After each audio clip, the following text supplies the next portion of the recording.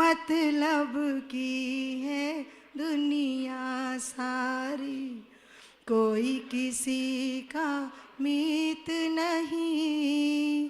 स्वार्थ के हैं सारे पुजारी, मन में किसी के प्रीत नहीं, मतलब की है।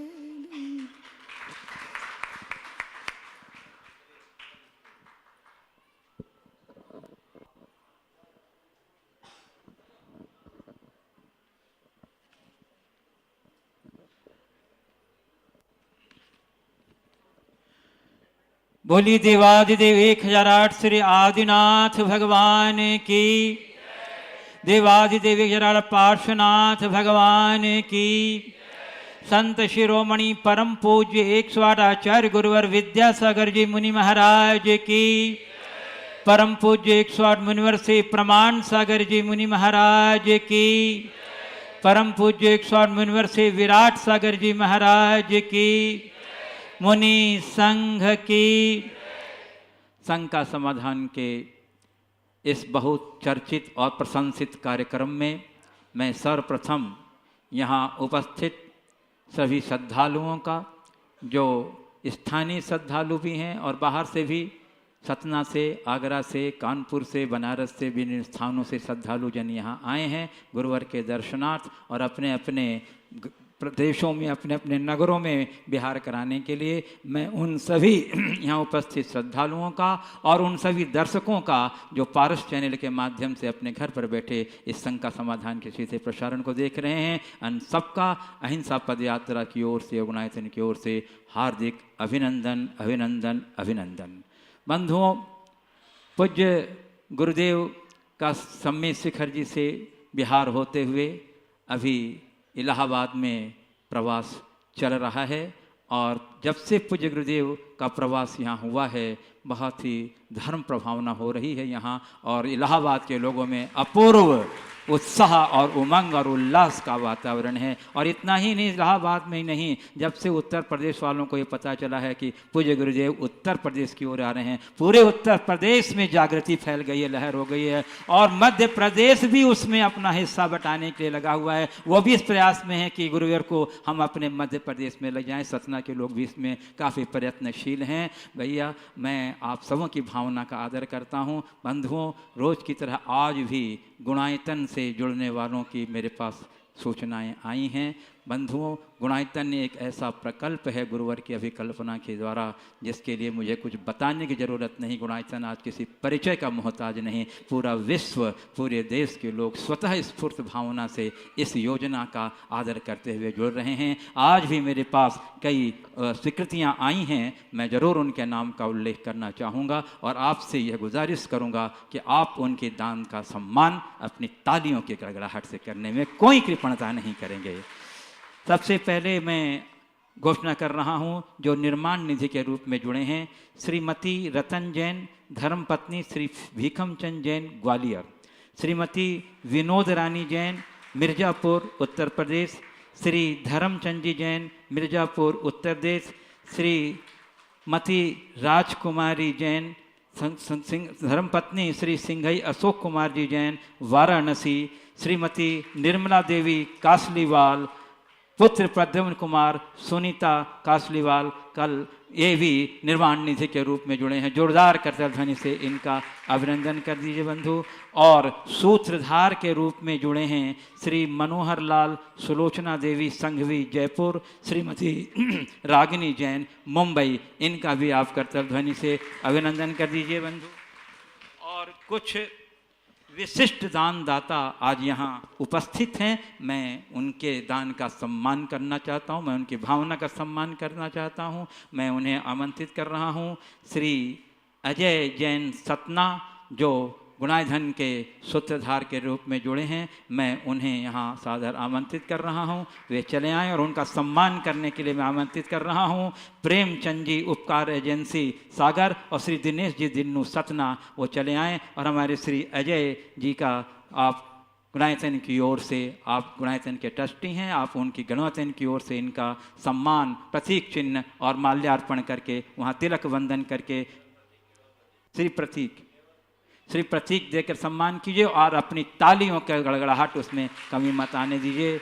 और इसी के साथ मैं आमंत्रित कर रहा हूँ श्री विनम्र बेनाड़ा सुपुत्र डॉक्टर अजय एवं डॉक्टर नीलम बेनाड़ा आगरा जो पधारे हैं, इन्हें भी सूत्रधार के रूप में जुड़े हैं और इनके सम्मान के लिए मैं आमंत्रित कर रहा हूं अपने जैन जगत के प्रख्यात श्रेष्ठी उद्योगपति समाजसेवी श्री पन्नालाल जी बेनाड़ा एवं श्री मनोज जैन कन्नौज जो हमारे गुणायतन के ट्रस्टी हैं, मैं उन्हें आमंत्रित कर रहा हूं इनके सम्मान के लिए। डॉक्टर नीलम जैन के सम्मान के लिए हमारी श्रीमती लता गंगवाल जो हमारी गुणायतन की ट्रस्टी भी हैं, मंत्री भी हैं, वो उनमें सम्मान में योगदान दे देंगे। हमारे आइए प्रतीक चिन्ह दे करके सम्मान कर दीजिए।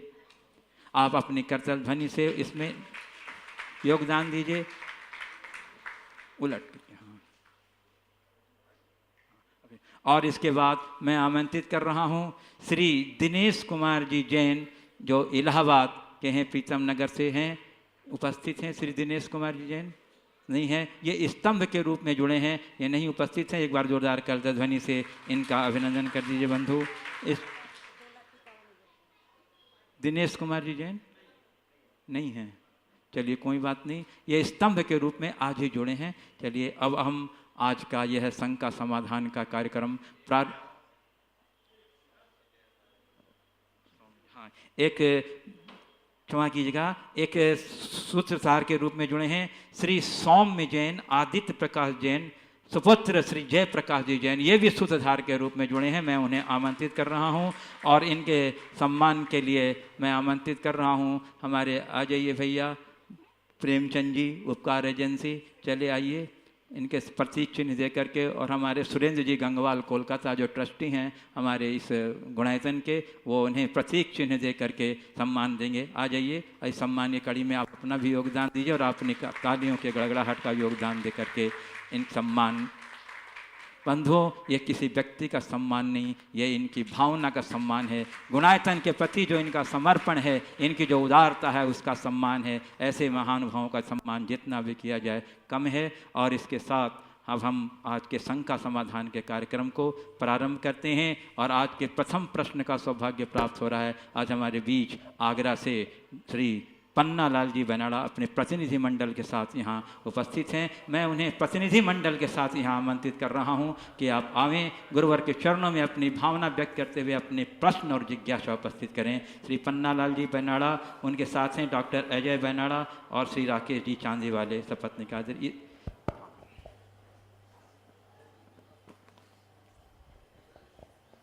नमोस्तु महर्षि। विदेह क्षेत्र के तीर्थंकरों का अवधि ज्ञान भाव प्रत्यय होता है या गुण प्रत्यय?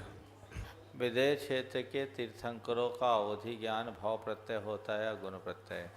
जो पांच कल्याणक से समन्वित होते हैं वो तो जन्म से तीर्थंकर प्रकृति के साथ अवधि ज्ञान लेकर आते हैं, लेकिन जिन्हें जन्मोपरांत बाद में तीर्थंकर प्रकृति का बंध होता है, 2 कल्याणक या 3 कल्याणक वाले जो तीर्थंकर होते हैं उनके लिए गुण प्रत्यय भी हो सकता है, और अगर अनुगामी अवधि ज्ञान लेके आए हों तो भाव प्रत्यय भी हो सकता है। लेकिन इसमें एक बात ध्यान रखना, फिर भी इसे हम भाव प्रत्यय नहीं कहेंगे। ये भाव के साथ उत्पन्न नहीं हुआ, भाव से लेकर आए हैं। भाव प्रत्यय अवधि ज्ञान और भावानुगामी अवधि ज्ञान में अंतर है। भाव प्रत्यय ज्ञान वह अवधि ज्ञान है जो पहले था नहीं, बाद में भाव के निमित्त से प्रकट हुआ, और भवानुगामी अवधि ज्ञान वो अवधि ज्ञान है जो पिछले भाव से साथ आया। इसलिए अगर देखा जाए तो मनुष्यों और तिर्यंचों में भाव प्रत्यय अवधि ज्ञान नहीं, भवानुगामी अवधि ज्ञान हो सकता है। आगे डॉक्टर नमस्ते मुनिराज। मेरा प्रश्न है कि गज कुमार मुनि को अल्पायु में मोक्ष हो गया था, जबकि सम्यक दृष्टि जीव अल्पायु नहीं होते हैं। आचार्य वीरसेन महाराज के सामने का प्रश्न उठा धौला में, बहुत गहरी बात आज मैं आप सबको बता रहा हूँ। वहाँ आया कि स्वर्ग से कोई जीव आए, देव पर्याय से आए, तो कितनी कितनी आयु लेकर आ सकता है और वापस वहाँ जा सकता है। तो भवनत्रिक से निकला हुआ जीव मुहूर्त पृथकत्व में वापस भवनत्रिक का देव बन सकता है, यानी वहाँ से आया 7-8 मुहूर्त में वापस वहाँ चला गया। सौधर में शान स्वर्ग तक का जीव दिवस पृथक में, यानी स्वर्ग से आया 7-8 दिन तक रहा, मनुष्य त्रियंश बना, माँ के पेट से ही चला गया। इसके बाद है पक्ष पृथकत्व तक, ब्रह्म ब्रह्मोत्तर लांतो कापिष्ट स्वर्ग तक के देव आए, 7-8 पखवाड़े तक रहे और वापस चले गए। फिर 12वें स्वर्ग तक मास पृथक तक, यहाँ आए 7-8 महीना माँ के पेट में रहे और चले गए। फिर आनत प्राणत आरन अच्युत से, चूँकि सम्यक के साथ ही उधर विशेष रूप से उत्पत्ति होती है, अनुदिश और अनुत्तर विमानों तक 8 वर्ष पृथक तो बताया कि आया 8 वर्ष का हुआ, मरण करके जहाँ से आया वहीं चला गया, यानी अनुत्तर विमान में भी, विजय वैजयंत जयंत और अपराजित में भी वहाँ का जीव वहाँ से आए और 8 वर्ष में मर के वहाँ चला जाए। तो उन्होंने प्रश्न किया कि 8 वर्ष की आयु बड़ी अल्पायु होती है और ऐसा कहा जाता है कि सम्यक दृष्टि अल्पायु नहीं होता, तो ये बात तो जचती नहीं, क्योंकि 9वें ग्रहवेग से ऊपर के सारे देव सम्यक दृष्टि होते हैं। तो आचार्य वीरसेन महाराज ने कहा, जिस उम्र में संयम ग्रहण करने की योग्यता हो जाए और सम्यक धारण करने की योग्यता हो जाए, उस आयु को अल्पायु नहीं कहते हैं। 8 वर्ष की आयु को अल्पायु कभी मत मानना, ऐसा आचार्य वीरसेन का कथन।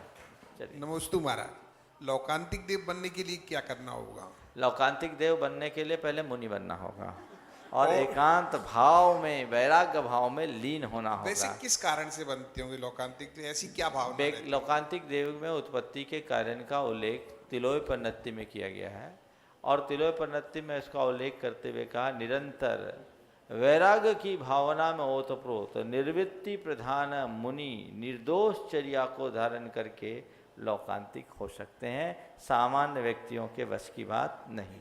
नमस्ते महाराज जी। महाराज जी, जब बच्चे छोटे होते हैं तो हम लोगों ने अपने अच्छे संस्कार देते हैं, लेकिन जब बड़े हो के प्रोफेशनल कॉलेज में चले जाते हैं, इंजीनियरिंग या मेडिकल में, उसके बाद हमें किस तरह से उनको वो करना चाहिए कि उनका देखिए, संगति और संस्कार 2 अलग अलग चीज़ है।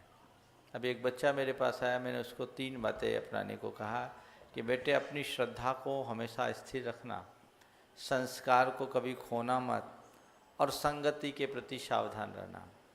संस्कार देते हैं लेकिन संस्कार भी संगति से प्रभावित होते हैं।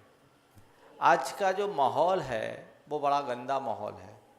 उस माहौल का ये दुष्परिणाम होता है कि अच्छे अच्छे संस्कार निष्ठ लोग भी भटक जाते हैं। तो उन्हें अच्छी संगति मिलते रहे, ये प्रयास हमें करते रहना चाहिए। तो बच्चे बाहर पढ़ने जाए बेशक भेजिए, पर बाहर पढ़ने के साथ साथ गुरुओं का सानिध्य भी उनको मिलता रहे, ताकि उनकी बैटरी चार्ज हो जाए और इस भटकाव भरी स्थिति में कभी भटक ना सके। इसके अलावा और कोई रास्ता नहीं है। चले, हो गया। उपवास के समय सुबह दंत मंजन करना चाहिए या नहीं? उपवास के पहले दिन जब धारणा करते हैं तब मुख शुद्धि कर लेना चाहिए। चलिए, अब महाराज आपसे अनुरोध हम सबकी तरफ से है, हम आगरा के प्रतिनिधित्व कर रहे हैं एक तरह से, कृपया आपका आग्रह है, देखो भावना भाव। नमस्ते। चलिए, अब मैं आमंत्रित कर रहा हूँ श्री सौरभ जैन, रोहित जैन, दिव्यांश सागर, और उसके बाद तैयार रहेंगे आत्मन जैन, मीनू जैन, इलाहाबाद। आइए शीघ्रता से श्री सौरभ जैन, रोहित जैन, दिव्यांश सागर, और उसके बाद तैयार रहेंगे मीनू जैन, आत्मन जैन, इलाहाबाद। जल्दी पूछो। नमस्ते महाराज जी। महाराज जी, बच्चों के संस्कार के ऊपर ही मेरा प्रश्न था जिसका अभी हुआ। महाराज जी, हाथ की रेखाओं का क्या संबंध है हमारे जीवन से? भैया, हाथ की रेखाओं का क्या संबंध है मुझे पता नहीं। मैं तो ये जानता हूँ कि भाग उनके भी होते हैं जिनके हाथ नहीं होते, समझ गए? तो उनके भी भाग होते हैं जिनके हाथ नहीं होते। ठीक है, चलो चलो चलो, हो गया, आगे। चलिए, श्री मीनू जैन, इलाहाबाद, और उसके बाद तैयार रहेंगे आत्मन जैन, इलाहाबाद। नमस्ते महाराज जी। आत्मन जैन नाम है। आगे। महाराज जी, जाति स्मरण व पूर्व भाव स्मरण में क्या अंतर है?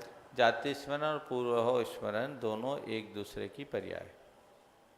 धन्यवाद। चलिए, आइए मीनू जैन। और उसके बाद तैयार रहेंगे हमारे विकास नमस्ते जैन महाराज। और मोन्टू जैन इलाहाबाद। मीनू जैन इलाहाबाद। एक गृहस्थ को परिवार विकास और जैन और भोगों में मोन्टू लिप्त जैन। रहते हुए भी कैसे उसमें विरक्त रहे, उसमें लिप्त ना हो। फिर से बोलिए। एक गृहस्थ परिवार और भोगों में रहते हुए भी उसमें लिप्त ना रहे, विरक्त रहे, ऐसा टिप।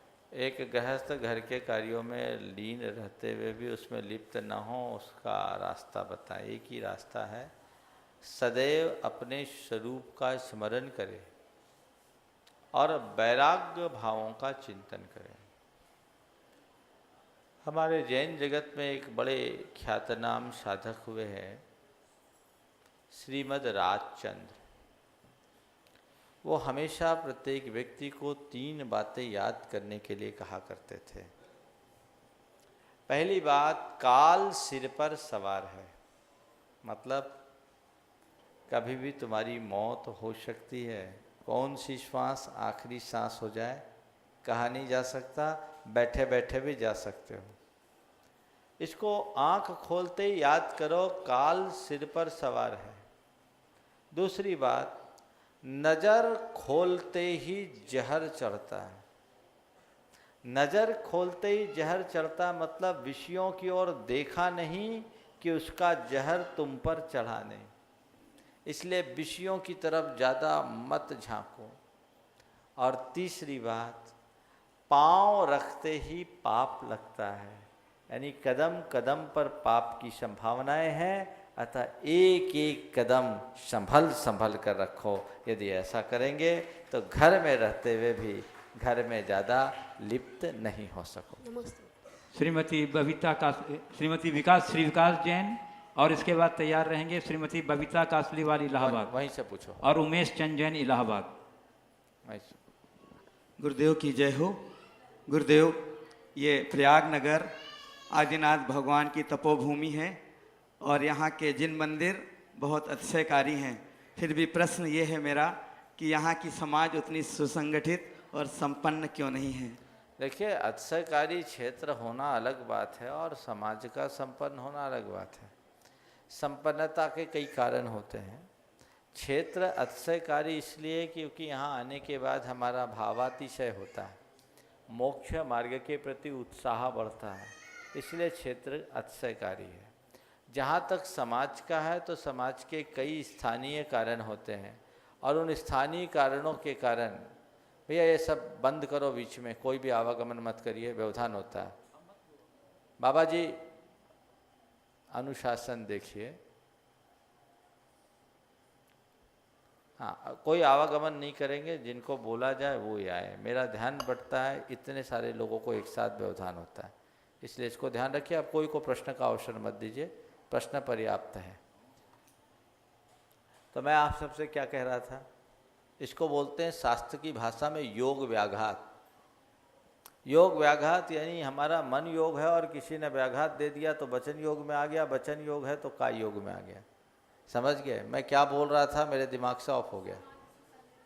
समाज का संगठित होने के पीछे कई स्थानीय कारण होते हैं और संपन्नता के पीछे भी अपने अपने कारण होते हैं। रहा सवाल जहाँ तक समाज के संगठित और विघटित होने का, आजकल मैं जो देख रहा हूँ पूरे देश का हाल खराब है। हमारी समाज में सब नेता पैदा हो रहे हैं और जहाँ नेता ज़्यादा होंगे तो समाज संगठित नहीं होगी। समाज जब तक एक व्यक्ति के नेतृत्व में चलती थी, संगठित होती थी। अब सब कोई नेता होने लगे तो फिर मामला गड़बड़ हो जाता है। ये इलाहाबाद में ही हो ऐसा नहीं, सारे देश में। हालांकि मुझे तो नहीं लगता कि आपकी समाज कहीं विघटित है, क्योंकि विघटित समाज की दशा ही कुछ और दिखती है। मैं 3-4 दिन से आपके इस नगर में हूँ, मुझे तो समाज में बहुत उत्साह और संगठन दिख रहा है और अभी तक कहीं से मेरे कान में ये कोई बात नहीं आई कि आपके यहाँ कोई और खिचड़ी भी पक रही हो सकता है ये अंदर की बात हो, लेकिन अच्छा है अंदर की बात अंदर ही रहे, बाहर ना आने पाए। बस मैं इतना ही कहना चाहता हूँ, धर्म को धर्म भाव से करो, उसमें राजनीति कभी मत आने दो। अगर ऐसा करोगे और समाज को समाज नीति से चलाओगे तो समाज हमेशा खुशहाल बनी रहेगी। आगे श्रीमती बबीता कासलीवाल और मंटू जी जैन इलाहाबाद और उमेश चंद जी जैन इलाहाबाद। नमस्ते महाराज जी। महाराज जी, आपने जो मैना सुंदरी की कहानी सुनाई थी कि किस्मत और कर्मों से सब रिश्ते बनते हैं, तो फिर लड़का या लड़की कोई अगर गलत काम करता है या अदर जात से शादी कर लेता है तो इसमें माता पिता के संस्कार पे क्यों उंगली उठाई जाती है? ठीक है, किस्मत से विवाह शादी बनते हैं एक बात, और किस्मत के कारण ही शादी के बाद तलाक होते हैं दूसरी बात, ऐसा मान ले क्या? ध्यान रखो, पुराने ज़माने की बात और आज के युग की बात में बहुत अंतर है। पहले लड़का लड़की का संबंध है, लड़का लड़की को देखता नहीं था और संबंध हो जाता था। मेरे संपर्क में ऐसे कई लोग हैं जिनने कहा कि लड़के के माँ बाप ने भी लड़की नहीं देखी और केवल जवान पर बात हो गई, शादी हो गई और शादी निभ गई, बड़े आनंद से कट गए। और अब क्या होता है, 20 लड़की देखते हैं तो एक को छांटते हैं, छांटते हैं कि नहीं छांटते हैं, और उसके बाद भी खतरा बना रहता है। तो ये समय बदला है, कर्म अपना फल द्रव्य क्षेत्र काल भाव के आश्रय से देता है, तो समय का परिवर्तन है। और जिसे लोग ये मानते हैं कि मेरा जिससे संबंध होना होगा उसी से होगा, ये वहम है, ये संगति का प्रभाव है। शादी तो केवल एक सामाजिक बंधन बनकर रह गया है। अगर कानूनी जटिलताएं ना हो तो लोग शादी भी ना करें। ऐसे ही विश्व में लिव इन रिलेशनशिप का कंसेप्ट बहुत तेजी से पांव पसार रहा है। यह विवाह संबंध के साथ जो पुरानी पवित्र भावना थी, स्त्री पुरुष का एक दूसरे के साथ सारे जीवन जुड़े रहने का, वो खत्म होता जा रहा है। विवाह केवल जीवन की जरूरत की पर्याय बनते जा रही है या यौनाकर्षण का मूल आधार बनता जा रहा है। ना उसे हम प्रेम कहेंगे न नियम, ये केवल आपस की संगति और वातावरण के संयोग का दुष्परिणाम है। इसलिए इस तरह के संबंधों को हम कभी समर्थन नहीं देंगे जहां लोग अपने इच्छा से किसी को चुने और ये कहे कि यही मेरे कर्म का योग था। वो सरासर गलत है, क्योंकि कर्म के नियोग से होने वाले संबंध टिकाऊ होते हैं और अपने आप चुनने वाले संबंध अक्सर टूट जाते हैं, और टूटते न भी हों किसी कारणवश तो दरके वे रहते हैं, उनका संबंध निभता नहीं। इसलिए कभी इन पर विश्वास नहीं करना। श्री उमेश चंद जी जाने इलाहाबाद चले आए आगे। और उसके बाद अत्यंत प्रसन्नता है कि आज हम लोगों के बीच जैन जगत के प्रख्यात मनीषी वसी विद्वान पंडित जगन मोहन लाल जी शास्त्री कटनी के सुपुत्र पंडित सिद्धार्थ जी जैन सतना से आए हुए हैं। हम उन्हें आमंत्रित करेंगे, तैयार रहेंगे। जय गुरुदेव। जय गुरुदेव। जो हम लोग नारियल चढ़ाते हैं उसको हम लोग प्रसाद के रूप में ग्रहण कर सकते हैं कि नहीं? नारियल चढ़ाते हैं उसे हम प्रसाद के रूप में ग्रहण कर सकते हैं क्या? हम भगवान के चरणों में, गुरु के चरणों में त्याग करने के लिए चढ़ाते हैं, भोग लगाने के लिए नहीं। हमारे यहाँ प्रसाद नहीं है, हम भगवान के चरणों में अर्पित करते हैं। प्रसाद कब होता है? जब भगवान को भोग लगाया जाए, भगवान उसको कुछ ग्रहण करे और उसका एक अंश हम उसे ले लें। हमारे भगवान तो भोग लेते ही नहीं, तो भगवान का प्रसाद होता नहीं। और मुनि महाराज 24 घंटे में एक बार लेते हैं, नारियल खाते नहीं, तो भोग ही नहीं हुआ तो प्रसाद कैसे? आपने उन्हें त्यागा है तो उसे त्याग के रूप में रखना चाहिए। उसका सेवन करना पाप है, निर्माल्य भक्षण का दोष है। आगे चलिए। पंडित सिद्धार्थ कुमार जी जैन सतना, एक बार जोरदार करजल ध्वनि से हमारे पंडित जी का अभिनंदन कर लीजिए। और इसके बाद हमारे सतना के श्रद्धालु तैयार रहेंगे। पूज्य महाराज जी के चरणों में नमोस्तु नमोस्तु नमोस्तु। गुणायतन की परिकल्पना सतना से आप प्रारंभ होकर निकले थे और गुणायतन की कल्पना संवेद शिखर जी के दर्शन करते ही आपके मन में उमड़ी है। उस गुणायतन की परिकल्पना में आपने समाधि साधना और व्रति साधना को और जोड़ा है। मन बहुत गदगद है, प्रसन्न है। और महाराज, इससे लोगों को जीने की कला तो प्राप्त होगी, लेकिन मरण करने की कला भी जिनागम के अनुसार प्राप्त होगी। हम सबकी यही भावना है। पूछना क्या चाह रहे हैं? चलिए, आपकी भावना को मैं समझ गया।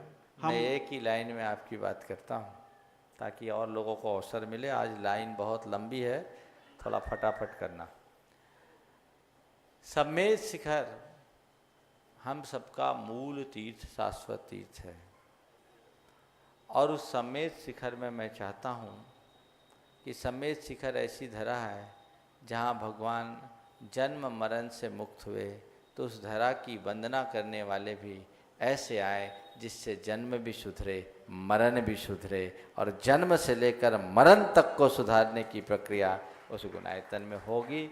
और तभी मेरे मन में विचार आया कि इस श्री सम्मेद शिखर में, गुणायतन में जो निर्माण कार्य हो रहा है उसमें एक संलेखना भवन जरूर होना चाहिए। और उसमें सिद्धार्थ जी आप तो अपना मानस बना के रखो, आपने बहुत संलेखनाएँ कराई है। आप जैसे निष्णात श्रावकों की वहाँ आवश्यकता है, जो वहाँ रहने वाले श्रावकों को जो अपने जीवन का अंत सम्मेद शिखर में बिताना चाहते हों और समाधि मरण पूर्वक अपने देह का त्याग करना चाहते हों, उनको अवसर मिले। ये कार्य बहुत पहले हो जाना चाहिए था, लेकिन आज भी उस तीर्थराज में ऐसी कोई व्यवस्था नहीं है।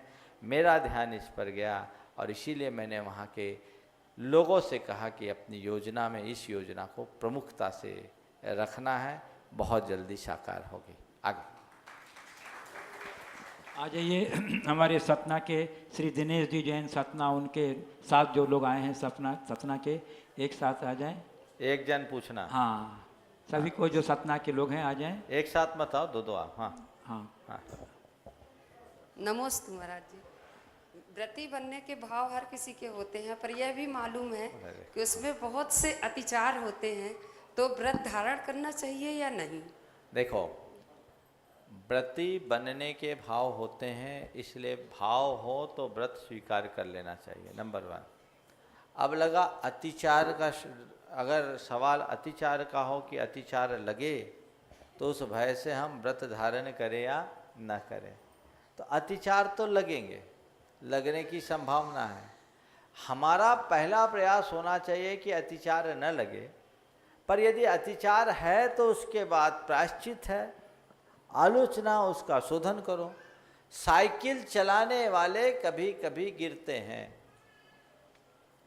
और साइकिल चलाने वाले गिरते हैं तो हम साइकिल चलाना सीखेंगे, उसमें गिरना पड़े इसलिए साइकिल चलाए नहीं तो सीख पाएंगे। बीज बोते हैं, अंकुर उगता है, पौधा बढ़ता है, तो साथ में खरपतवार भी उग आते हैं, और उगे हुए खरपतवार उगे हुए पौधे को नुकसान पहुंचाते हैं। तो खरपतवार उग करके फसल को नुकसान पहुंचाते, इसलिए क्या हम बीज बोना बंद कर देंगे? संत कहते बीज बोइए और ऐसा ट्रीटमेंट दीजिए कि खरपतवार उगे ना, और अगर उग जाए तो निदाई गुड़ाई में प्रमाद मत करिए, उनकी निदाई गुड़ाई करते रहिए और अपनी फसल को उगाते रहिए, ताकि जीवन में आनंद और रस आता रहे। समकित जैन बब्बल जैन सतना, यहाँ पे समकित जैन बब्बल जैन आ जाओ। नमोस्तु महाराज जी। मेरा प्रश्न ये है कि बोलते हैं आलस बुरी बला होती है, मगर कई बार कोशिश करने के बाद भी आदमी का आलस नहीं जाता है। ये हम कई जगहों में देखते हैं, धार्मिक जगहों में जाने में आदमी संडे रहता है तो संडे मना लेता है, वहाँ नहीं जा पाता है। और भी रहते हैं सुबह के कार्यों में आदमी जल्दी नहीं पहुँच पाता है, तो इस समस्या का क्या निदान है? आलस का विनाश कैसे हो, इनके प्रश्न का भाव यही है। देखो, आलस्य को वही जीत सकता है जिसका अपने लक्ष्य के प्रति समर्पण और उत्साह हो। जब किसी अच्छे काम के लिए जाना होता है, तो मैं कहीं जाना हो और सुबह से ट्रेन पकड़नी हो, महत्वपूर्ण कार्य है, सुबह से ट्रेन पकड़नी हो, नींद खुलती कि नहीं खुलती? आलस कहाँ जाता है? 8 बजे दिन में उठने वाला व्यक्ति भी 4 बजे ट्रेन पकड़ने के लिए तैयार हो जाता है। क्यों? क्योंकि उसका उसके प्रति पूरा जुड़ाव है कि आज मुझे कोई स्पेशल मीटिंग अटेंड करने जानी है, आज मुझे कोई विशेष डील करने के लिए जाना है, नहीं जाऊंगा तो नुकसान हो जाएगा। और यही प्रेरणा उसके आलस्य को तिरोभूत कर देती है, आलस्य का विनाश कर देती है, और वो व्यक्ति बिना अलार्म के उठ करके चला जाता है। इसी प्रकार यदि व्यक्ति के मन में, मेरे ख्याल से धार्मिक कार्यों में ज़्यादा आलस होता है, तो उस आलस्य को जीतना है तो एक ही श्रद्धा अपने हृदय में बैठाओ, इस धर्म के कार्य से मेरे जीवन का कल्याण होगा, और यदि मैं धर्म कार्य से वंचित हो जाऊंगा तो ये मेरा बड़ा भारी नुकसान होगा।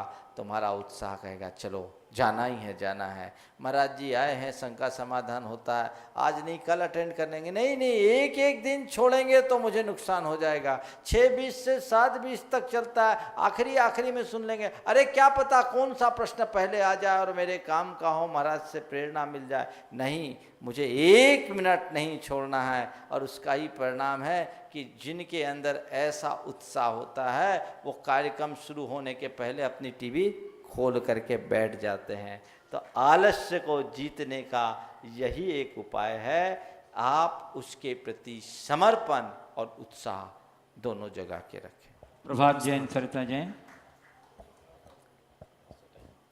नमस्ते महाराज जी। महाराज जी, व्रती होने की पूर्व भूमिका में बाह्य साधना और अंतरंग साधना कितनी होना चाहिए? व्रती होने की पूर्व भूमिका में बाह्य साधना और अंतरंग साधना दोनों होनी चाहिए। बाह्य साधना तो तन को साधता है और अंतरंग साधना मन को। संत कहते हैं आगे बढ़ना है तो तन को साधो और मन को बांधो।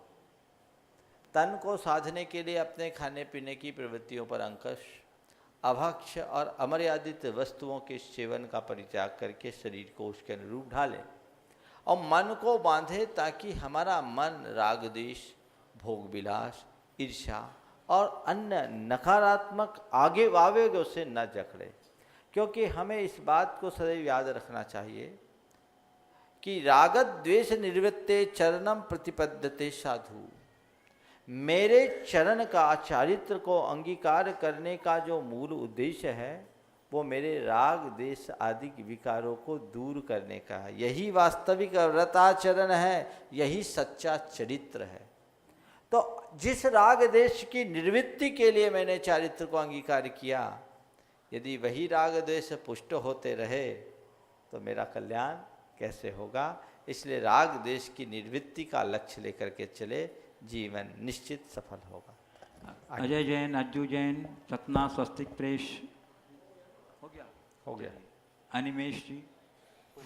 नमोस्तु महाराज जी। महाराज जी, मन स्थिर नहीं रहता है। हाँ, मन स्थिर नहीं रहता तो स्थिर करने का प्रयास करो। मन का स्वभाव ही है ऐसा। चलो आगे। नमोस्तु महाराज जी। महाराज जी, 18 वर्ष की आयु में धर्म, व्यवसाय और कर्म के बीच में सामंजस्य कैसे बैठा है? बहुत अच्छा प्रश्न किया है इस बच्चे ने। 18 वर्ष की उम्र में धर्म, व्यवसाय और अपने पारिवारिक कर्तव्य, उनके प्रति समन्वय कैसे करें। देखो, इस उम्र में धर्म करो बहुत खुशी की बात है, लेकिन अधर्म न करो, यही सबसे बड़ा धर्म है। पहली कोशिश कि मुझे कोई अधर्म नहीं करना है, अपने संस्कार के विरुद्ध कोई कार्य नहीं करना, ऐसा कोई काम नहीं करना जिससे मेरे माँ बाप, मेरे परिवार के लोगों को लज्जित होना पड़े। ऐसा कोई कृत्य मत करना जिससे तुम्हारा जीवन कलंकित होता हो। ऐसा कोई कर्म नहीं करना जिससे तुम्हारी आत्मा पतित होती हो, पथभ्रष्ट होती हो। ये सबसे बड़ा धर्म है। इसके अलावा जो हमारे परंपरागत धार्मिक कर्तव्य है, देव पूजा का, जिनेंद्र भगवान के दर्शन का, अभिषेक का, अवसर और अनुकूलता के अनुरूप करो। अगर बन सके तो सत्संग करो, गुरुओं के प्रवचन सुनो, स्वाध्याय करो, इससे अच्छी प्रेरणा मिलती है। थोड़े भी अच्छे विचार मन को मिले तो वो दिन भर मन को संभालने में निमित्त बन जाते हैं। क्योंकि ये टीन एज है, इस एज में सही एडवाइस चाहिए। अगर इस उम्र में व्यक्ति को सही परामर्श और दिशा नहीं मिलती तो उसे भटकने में कोई देर नहीं लगती। तो तुम्हें सही दिशा दर्शन मिलता रहे, इसलिए गुरुओं का समागम करो। माता पिता से भी ऐसा रिलेशन बनाओ कि माता पिता न केवल तुम्हारे माँ बाप बने, अपितु तुम्हारे एक अच्छे मार्गदर्शक भी बन जाए और उनकी हिदायतों को सदैव याद रखो। परिवार के प्रति तुम्हारा यही दायित्व है। माता पिता की हिदायतों की कभी उपेक्षा मत करो, उसे सदैव याद रखो और अपने जीवन में उतारने की कोशिश करो। रहा सवाल व्यवसाय का, तो व्यवसाय में इस उम्र में तभी उतरना चाहिए जब ज़रूरत हो। अगर ज़रूरत नहीं है तो व्यवसाय में जाने की ज़रूरत नहीं। लेकिन हाँ, मैंने एक अनुभव पाया कि जब बच्चा इस उम्र में व्यवसाय से जुड़ जाता है, जिनका स्थापित व्यवसाय है, तो उस बच्चे की खोटी प्रवृत्तियाँ अपने आप खत्म हो जाती है। व्यवसाय से इस उम्र में जुड़ जाने से धीरे धीरे धीरे धीरे धीरे वो व्यवसाय के महत्व को और पैसे की अहमियत को समझने लगता है, और ऐसे व्यक्ति व्यसन और बुराइयों से बच जाते हैं।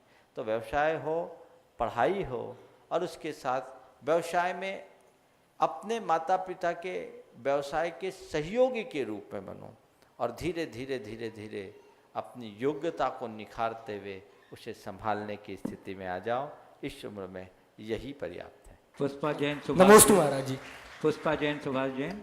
नमोस्तु महाराज जी। महाराज जी, जीवन में सफलता पाने के लिए ज़्यादा क्या जरूरी है, पुरुषार्थ या पुण्य? देखो, पुण्य की बैकिंग में पुरुषार्थ हो तो काम होता है। कोरे पुरुषार्थ से काम नहीं होगा, कोरे पुण्य से काम नहीं होगा। बैकिंग होनी चाहिए पुण्य की, और साथ में होना चाहिए पुरुषार्थ। तुम यहाँ आए कैसे आए? हाँ, पुण्य था तुम्हारा। पुण्य इसलिए था कि तुम्हारे मन में श्रद्धा थी, तुम्हारा स्वास्थ्य अनुकूल था, तुम्हारे लिए संयोग अनुकूल मिले, घर में सूतक पातक नहीं था, फिर तुम्हें सामग्री मिली, पिताजी ने कन्फर्म टिकट बना करके दे दी, तो श्रद्धा थी, सत्य था, संयोग था, सामग्री थी। ये सब किससे मिला? पुण्य से। लेकिन यहाँ आए कैसे? जब घर से निकल कर ट्रेन में बैठे तो आए। अगर घर में ही बैठे रहते तो यहाँ आ पाते क्या? तो जीवन की सफलता में पुरुषार्थ एक कारण है, लेकिन वही पुरुषार्थ सफल होता है जिसमें पुण्य की बैकिंग होती है। नमस्ते महाराज।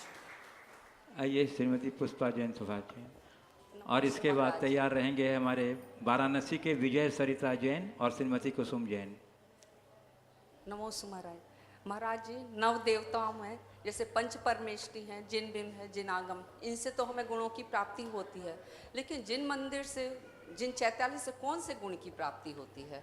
देखिए, नौ देवता पंच परमेष्टि, जिन धर्म, जिन आगम, जिन चैत्य और जिन चैत्यालय के रूप में जाने जाते हैं। जिन मंदिर, जिन आलय और जिन प्रतिमा से हमें कौन से गुणों की प्राप्ति होती है? मंदिर, मंदिर किसको बोलते हैं? मंदिर उसे कहते हैं जिससे हमारा मन दीक्षित रहे। मंदिर दृष्टम जिनेन्द्र भवनम भवतापहारी। भगवान के मंदिर को देखते ही हमारा हृदय आनंदित हो जाता है। मंदिर नहीं रहेंगे तो भगवान कहाँ रहेंगे, और भगवान नहीं रहेंगे तो हमें प्रेरणा किससे मिलेगी? तो मंदिर से भगवान और भगवान से हमें प्रेरणा मिलती है। सब एक दूसरे से जुड़े हुए हैं, इसलिए जिन मंदिर हमारे लिए कल्याणकारी है। और चैत्य, जिन प्रतिमा को दर्शन कहा है, उससे मोक्ष मार्ग का बोध होता है। जिनेन्द्र भगवान की प्रतिमा सम्यक दर्शन की उत्पत्ति का कारण है। जिन बिंब दंशनेन निधत्ति निकाजित सभी मिच्छतादि कम्म कलावश्य खय दंशनादो। जिन बिंब के दर्शन से निधत्ति निकाचित रूप कर्म कलाप का क्षय दिखता है, और जिन बिंब दंशनेन परम सम्मत्त उपत्ति दंशनादो। और जिनेन्द्र भगवान के बिंब के दर्शन से प्रथम सम्यक्त की, यानी प्रथमोपम सम्यक्त की उत्पत्ति देखी जाती है। तो इनकी अपनी महिमा है, इनका लाभ लेना चाहिए। आइए श्री विजय सरिता जैन वाराणसी और श्रीमती कुसुम जैन वाराणसी, और उसके बाद तैयार रहेंगे Shri VK Jain DIG jail Lucknow, Shrimati Archana Jain. नमस्ते महाराज जी। महाराज जी, कुसुम जैन बनारस से पूछ रही हैं कि हमारा मरण अंत समय अच्छा हो और जैन धार्मिक घर में पैदा हो, जिससे गुणायतन का दर्शन हो। ये मन में संभव नहीं है, घुटने में दर्द से चलने में परेशानी है। महाराज जी, इसका उपाय बताएं। आशीर्वाद है, बोलो। इसके लिए भावना भाव, प्रश्न तो देख के बुलाया करो। चलो, ये भाव है। चलो श्री आई साहब, Shri VK Jain DIG jail Lucknow अभी हैं, और पहले इलाहाबाद नहीं पहुँचेंगे। श्रीमती अर्चना जैन। नमोस्तु महाराज जी। जैन धर्म में पैदा होने के बाद प्रशासनिक पद पे बैठना, ये स्वयं के लिए भी बड़े गौरव की बात है और समाज के लिए भी गौरव की बात है। लेकिन लगभग 30 साल की सेवा के बाद मैंने अनुभव किया है कि जितने ऊंचे पद पे कोई अधिकारी पहुंचता है तो उसके पापों की मात्रा एक गृहस्थ के तुलना में बहुत ज़्यादा हो जाती है, क्योंकि गृहस्थ एक 4, 6, 10 लोगों का परिवार देखता है और वहीं प्रशासनिक पद पर बैठा अधिकारी हज़ारों लोगों की व्यवस्था देखता है। और ऐसे ऐसे उपकरण सेवा में रहते हुए खरीदने होते हैं जो हिंसा के होते हैं, जैसे पंखे, एसी, कूलर, घास खोदने की मशीनें, काटने की मशीनें, पेड़ काटने की मशीनें। तो इन सब व्यवस्थाओं को देखते हुए जो धर्म की सूक्ष्म व्यवस्था है, सूक्ष्म सिद्धांत हैं, उनका कैसे पालन किया जाए और जो पाप हुए हैं उनका प्रक्षालन कैसे किया जाए, मार्गदर्शन। देखिए, ये जो बात है जीविका के साथ जुड़ा हुआ पाप है, और व्यक्ति की जीविका का जैसा स्तर होता है उससे जुड़ा पाप वैसा होता है। यही वजह है कि पहले लोग इस तरह की सेवा को महत्व नहीं देते थे, नौकरी को नकारते थे और अपने व्यवसाय के लिए प्रेरित किया जाता था और ज़रूरत के अनुरूप ही व्यवसाय किया जाता है। निश्चित मन वचन कायिक हितकारित अनुमोदन से आपकी जिसमें जितनी सहभागिता होगी उसके साथ जुड़ने वाला पाप भी उसी अनुपात से होगा। अब चूंकि आपके साथ दायित्व है, उसका निर्वाह आपको करना है, ऐसी स्थिति में सामंजस्य कैसे बैठाएं? मैं इसके लिए 2 ही बातें कहता हूँ। अच्छे कार्य में, अच्छे पद में रहने वाला व्यक्ति जैन धर्म और संस्कृति के विकास में भी अपना अच्छा योगदान दे सकता है।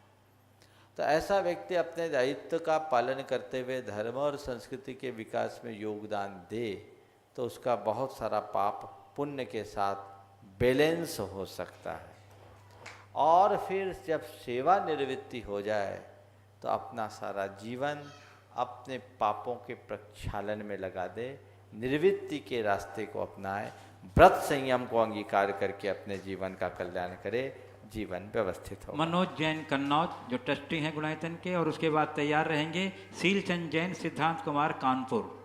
नमोस्तु गुरुवर। गृह कार्यों को करते हुए ना चाहते हुए भी स्थावर जीवों की विराधना हो जाती है, जिसका हमें कितना पाप हमारे उसमें लगता है। गृहस्थों के लिए स्थावर जीवों की विराधना क्षम्य कही है, लेकिन त्रस जीवों की विराधना न हो इसका ध्यान रखना है। चलो। मनोज जैन कन्नौज। नमोस्तु गुरुवर, नमोस्तु गुरु, नमोस्तु गुरु। गुरुवर, मेरा सवाल है कि कई बार आपके प्रवचनों में सुनने को मिला है कि श्रावकों को पंच भी देखना, पंथ भी देखना, पंच भी देखना चाहिए, पथ भी देखना चाहिए। प्राप्त इसका आड़ लेकर कुछ लोग कहते हैं कि आपको यही नहीं देखना चाहिए कि कौन क्या कर रहा है, चाहे वो फूल चढ़ाने की बात हो या स्त्री प्रक्षालन की बात हो या देवी देवता पूजने की बात हो। यही हम इसमें मन करते हैं तो पंच का आग्रह बताया जाता है।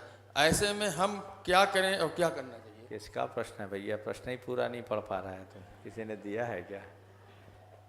देखो, प्रश्नकार का ऐसा है, मुझे जो समझ में आ रहा है, पंथ भी देखो पथ भी देखो ऐसा मैंने कभी नहीं कहा। मैंने सदैव ये कहा है, पथ देखो पंथ नहीं। पथ पर चलने वाले का कल्याण होगा, पंथ को पकड़ने वाले का नहीं। हाँ, अगर इस बात को लेकर के कोई ये सोचे कि महाराज ने तो बहुत अच्छा कर दिया, जो जैसा कहे वैसा कर दो, तो मैं ऐसा नहीं कह रहा हूँ। मैं केवल ये कह रहा हूँ कि अपना पंथ का सवाल आस्था से जुड़ा हुआ होता है। हर व्यक्ति की अपनी आस्था है। अपना पंथ किसी को थोपो मत।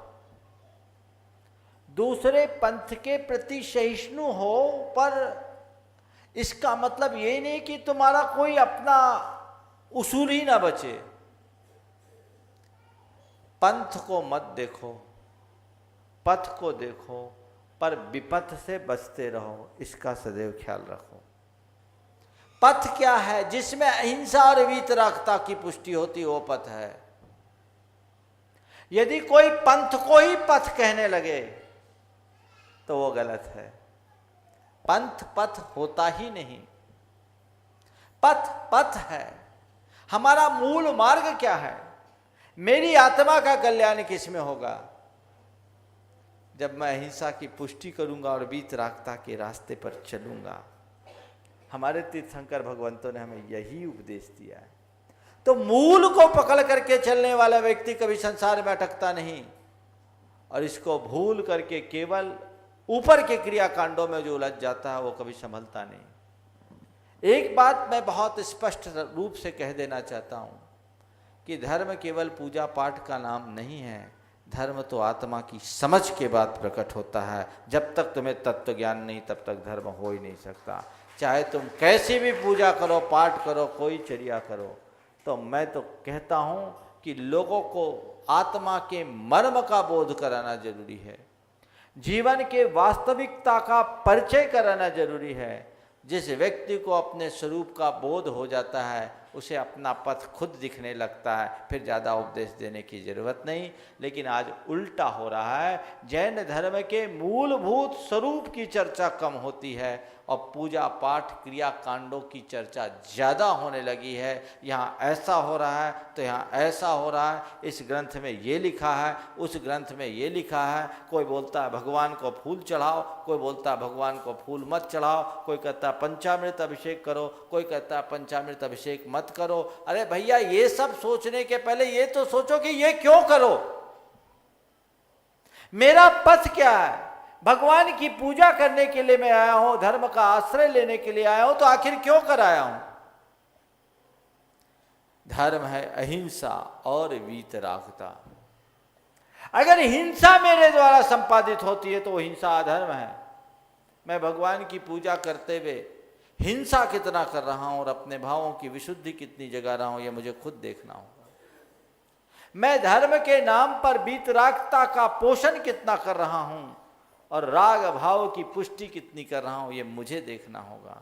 यदि भगवान की पूजा भी वीतरागता को आदर्श बनाकर न करके यदि वित्त राग से प्रेरित होकर के भगवान की पूजा कर रहे हो तो तुम्हारा संसार का विस्तार ही होने वाला है। अभी तुम्हारी मुक्ति की कोई संभावना नहीं। इसलिए मुक्ति के मार्ग को समझो, पथ को देखो, पंथ को मत देखो। और पंथ का अगर कहीं आग्रह है तो समझ लेना वो विपथ है। विपथ पर मत जाना। जिससे मेरी अहिंसा की पुष्टि हो, वीतरागता की पुष्टि हो, उसे ही अपनाओ। बंधुओं, एक बात मैं बहुत स्पष्ट तौर पर आप सबसे कह देना चाहता हूं। जिन बातों को आजकल पंथवाद के नाम पर समाज में फैलाया जाता है और लोग जिससे भ्रमित हो रहे हैं, मैं आपको इतना ही कहता हूं कि आज भी जैन परंपरा में ऐसी बहुत सारी बातें जुड़ गई है जिसका मूलभूत जैन धर्म से कोई लेना देना नहीं। जिन्होंने जैन साहित्य के इतिहास का अध्ययन किया है वो इस बात को अच्छी तरीके से समझते हैं कि जैन साहित्य में किस युग में क्या बातें समाविष्ट हुई। देश काल की परिस्थितियों के कारण भी बहुत सारी बातें समाविष्ट हो गई और उन्हीं को हम अगर आधार बनाकर प्रमाण के रूप में प्रस्तुत करें और उनके निमित्त से हमारा मूलभूत तत्व हमसे दूर हो जाए तो मेरी दृष्टि में वो कभी समझदारी नहीं कही जाएगी। जिसकी जो मान्यता हो माने।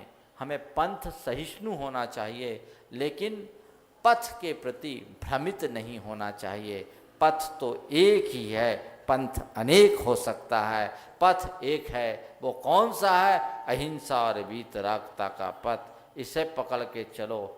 आगम को दुहाई देने की जरूरत नहीं, शास्त्र के संदर्भ को देखने की जरूरत नहीं, अपने अनुभव से टटोल करके देखने की जरूरत है कि किस में अहिंसा की पुष्टि हो रही है, किस में वीतरागता की पुष्टि हो रही है। उसे सहज धर्म के रूप में स्वीकार कर लो, बेड़ा पार हो जाए। श्री शीलचंद जी जैन एवं सिद्धार्थ जी जैन, कानपुर।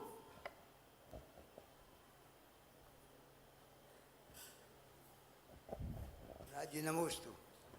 आज मेरा प्रश्न है, संयमी प्रतिपदारी श्रावक की किसी चर्या को दोष दिखने पर, माइक मुंह पे लगाओ। संयमी प्रतिमाधारी श्रावक की किसी चर्या में दोष दिखने पर दूसरों से चर्चा कर सकते हैं क्या? आप पूजा में रोज भगवान से क्या बोलते हो? दोष वादे च मौनम, दोष ढांकू सभी का, धर्मी को छोड़कर। ऐसा बोलते हो क्या? संयमी व्रती को छोड़कर, भगवान से तो रोज बोल के आते हो, भगवान ऐसी शक्ति दो कि मैं सबका दोष ढांकूं, और बाहर निकल करके सबके दोष को प्रकट कर देते हो, तो गड़बड़ होगा। किसी का दोष मत कहो। नमस्ते स्वामी। किसी व्यक्ति से मिलने पर वर्षों पुरानी कसाय या नो कसाय जग जाए, उसे अनंतानुबंधी की श्रेणी में रखेंगे या स्मृति का विषय रहेगा? उदया भावे भी संस्कार कालो वासना काला। कर्म के उदय के अभाव में भी अचानक पुराने संस्कार जाग जाए तो इसको वासना काल कहते हैं। किसी व्यक्ति को देखा और अतीत में कोई हमसे उसका द्वेष भाव रहा, वो घटना याद आई और वही भाव उमड़ पड़े, प्रतिशोध की भावना मन में जग गई, तो समझ लेना 6 महीना से अधिक होने पर वो अनंतानुबंधी कैसा है। और उसकी जगह ये बात आई कि ये व्यक्ति वो है जिसने मुझे एक बार धोखा दिया, परेशान किया, मेरा नुकसान करने की कोशिश की। यदि ये सोचते हैं तो ये स्मृति है, इससे हमें सावधान रहना है। द्वेष की भावना है तो कषाय और सहज स्मरण है तो स्मृति। नमस्ते नमस्ते। श्रीमती लता गंगवाल। नमस्ते महाराज जी। बंधुओं, गुप्त दान का क्या महत्व है? गुप्त दान का अच्छा महत्व है। ऐसा दान जिसको किसी को पता नहीं रहे, सारा पुण्य गुप्त हो जाता है, किसी को पता नहीं लगता। चलिए। श्रीमती लता गंगवाल जो बनारस से लगातार यहाँ तक पूज्य गुरुदेव का विहार कराती हुई अतिथि स्वामी भागवत का पालन कर रही हैं, उन्हें मैं आमंत्रित कर रहा हूँ प्रश्न के लिए। नमस्ते महाराज श्री। महाराज श्री, पहली बार आचार्य श्री ने आपको अलग विहार करने के लिए आदेश दिया तो आपकी अंतरंग से फीलिंग कैसी थी? क्योंकि आपकी संतुष्टि से थोड़ा सा तो हम अपना मानस अलग करके रखें। देखो ऐसा है, हमारे लिए जब गुरुदेव ने आदेश दिया था वो एक अलग प्रकार की मानसिकता थी।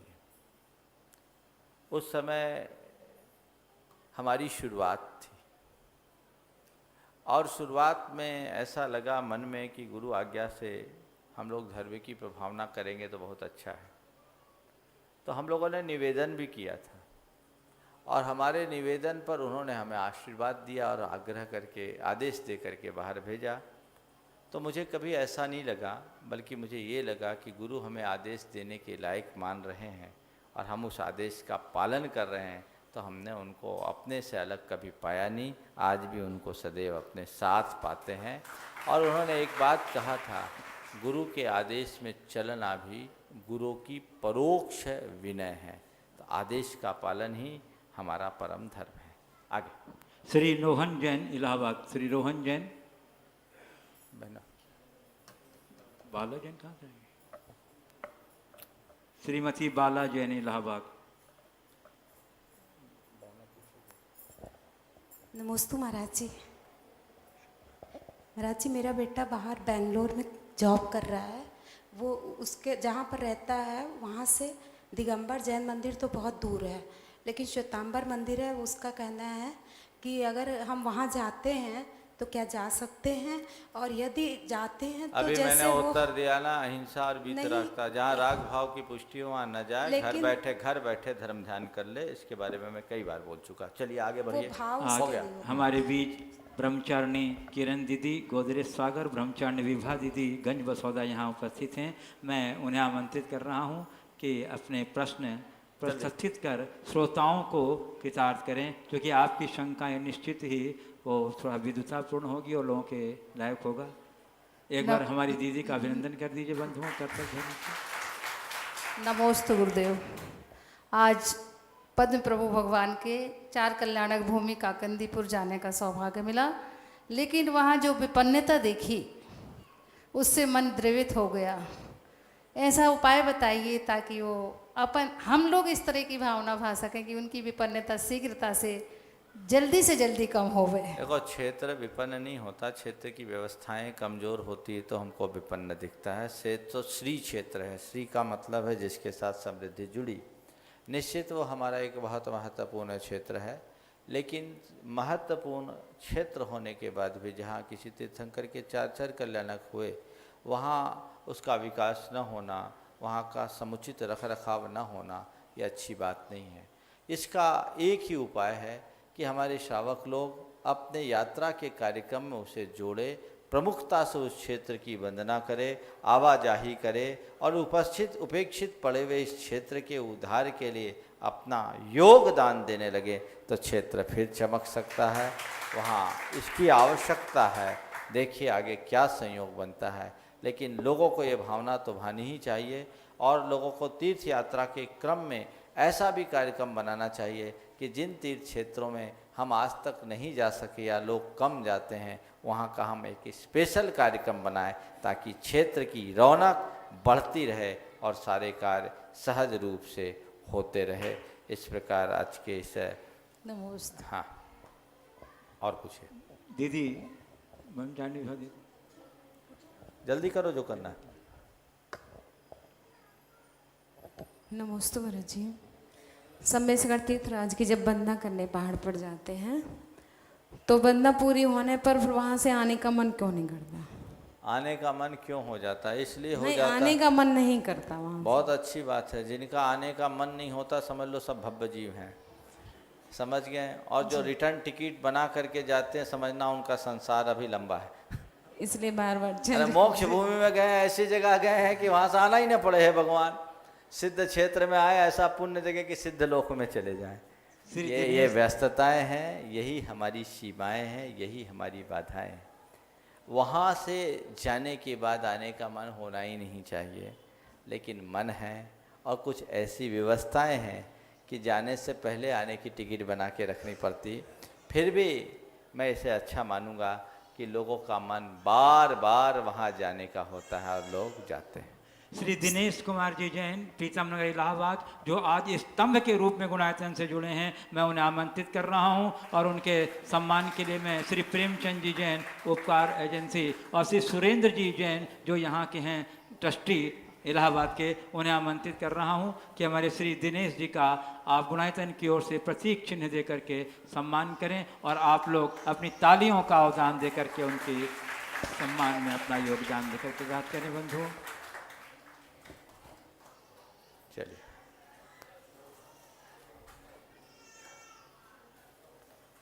और इसी के साथ आज का यह संघ का समाधान का कार्यक्रम यहीं पर समाप्त होता है और कल भी इसी तरह यह कार्यक्रम इसी स्थान पर चलता रहेगा। बोलिए संत शिरोमणि परम पूज्य ईश्वराचार्य गुरु और विद्यासागर जी महाराज की, परम पूज्य मुनिवर्षि प्रमाण सागर जी महाराज की, परम पूज्य मुनिवर्षि विराट सागर जी महाराज की। कल प्रातः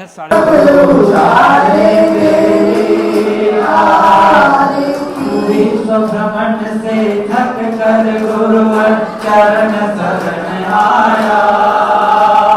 विश्व भ्रमण से थक कर गुरु के सन्मुख गुरुवर आप ज्योति लाया और गुरुवर हम सब उतारेंगे। धारक गुरुवर तुम सुख के दाता,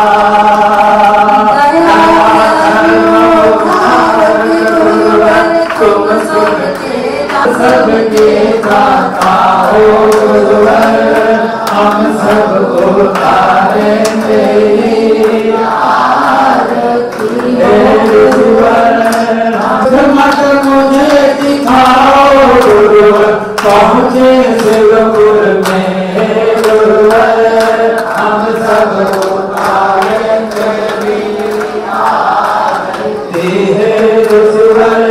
हम सब तुम जीवन आशा गुरुवर, हमें न भूलो तुम तो आशा है गुरुवर, हम सब उतारे तेरी आरती।